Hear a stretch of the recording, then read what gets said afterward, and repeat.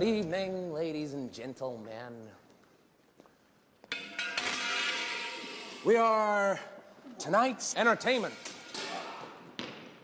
Do you want to know why I use a knife? You can't savor all the little emotions.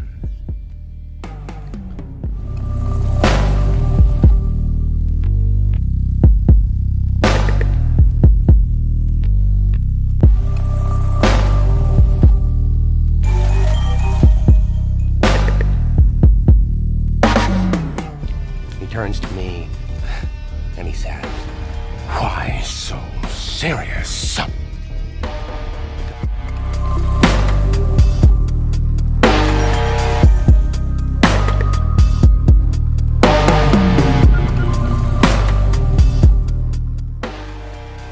worry too much. Who tells me I ought to smile more?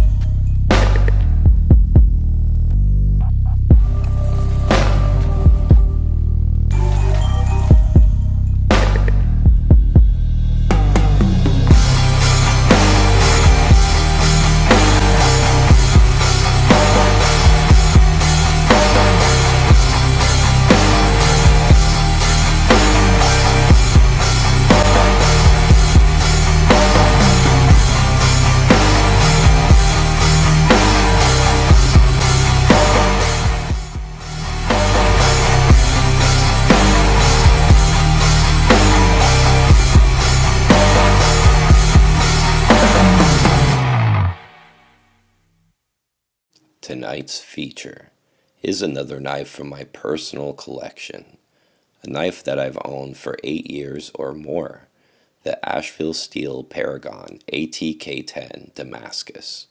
This knife has stuck around all these years because of its sinister charm.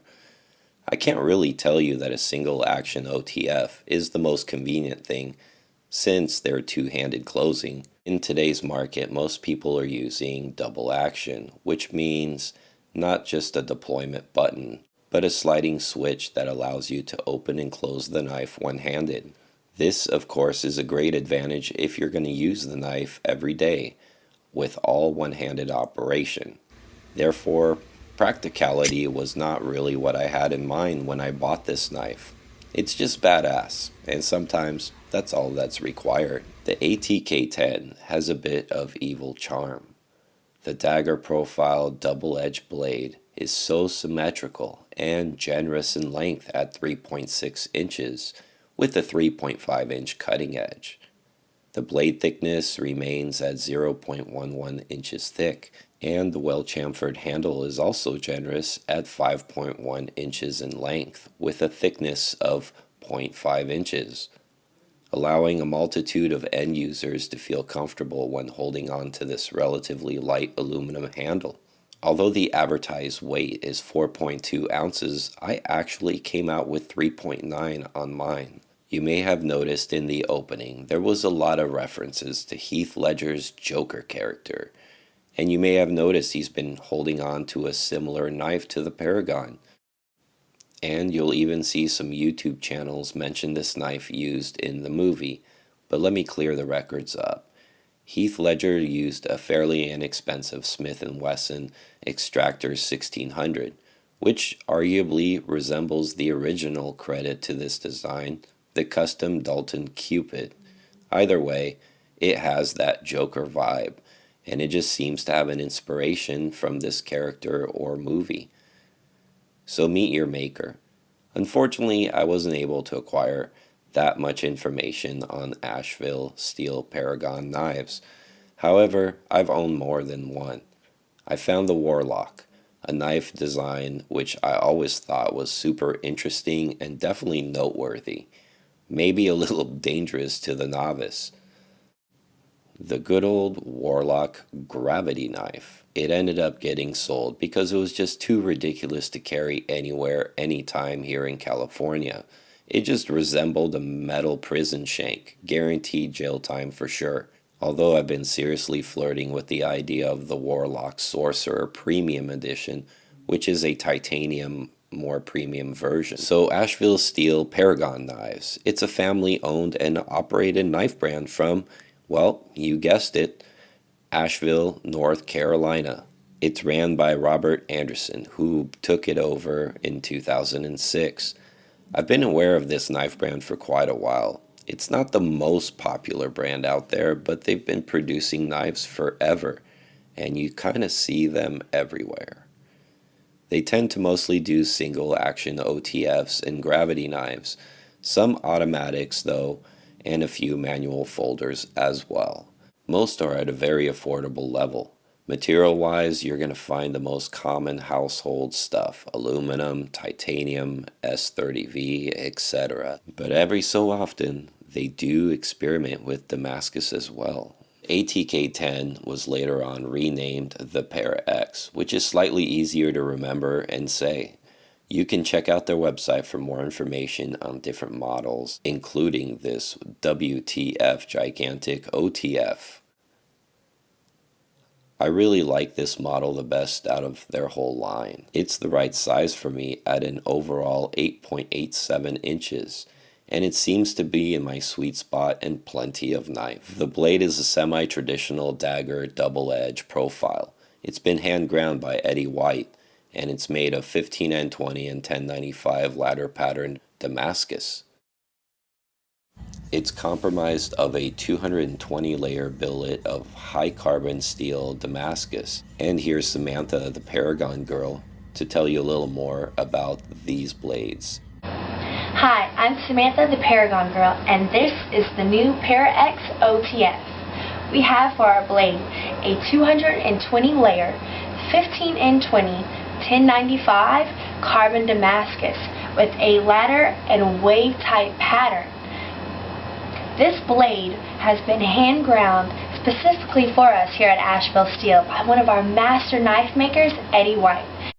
What's interesting to me is the ladder pattern and the type of Damascus that they use on a pocket knife. Generally, this steel is used on a larger fixed blade design to take a high beating. Look at the way the 220 layers dance under the light. The blade edges have been sharpened to an acceptable but not razor sharp edge. That could be easily changed with this steel if I decided to use this as a work knife. High carbon steel is great for knives. It's only Achilles heel, it's a bit more maintenance, and it stains a bit easier than most steels. But it can definitely take such a keen edge that holds without question, with quite a bit of strength behind it as well. So the Steel Warrior, right next to that obnoxious blood groove, reminds me of something from Rebel Without a Cause. I thought only punks fought with knives. Well, who's fighting? I'm fighting. It's examination time, man. Maybe I did buy it because it reminds me of Rebel Without a Cause. It's etched number 4, indicating fourth made of a set of 80 pieces from what PVK indicated on their website when purchased new. During my search, I also found this one on Blade HQ, although I'm not sure if they're from the same run since the etching doesn't match the same marking as mine, but from what I understand, a total of 80 blades were made for multiple runs. What I really like is the clear indications of the hollow in the blade, which really shows off that ladder Damascus pattern and cleanly terminates with dual sharpening choils. The other side is sterile of etching, which is really nice. Although if it were up to me, I would have placed the number on the charging handle tab and left the blade sterile altogether. Steel Warrior is just not necessary, and actually it makes the knife almost a novelty. Almost. The handle is quite comfortable because it's generous in length at 5.1 inches. Its aluminum body allows durability and lightweight and characteristics. This one has a track on top with the charging handle to the side to retract the blade when not in use. The charging tab has been generously jimped as well. I haven't had the need to take this knife apart, so I haven't, but that could be another video at some point. Another nice feature is there's only 3 screws securing this coffin knife style handle together. The track feels smooth and deployment is like as new. And the other thing I really enjoy, it's got a really unique ring when it's deployed, and it's a bit vicious.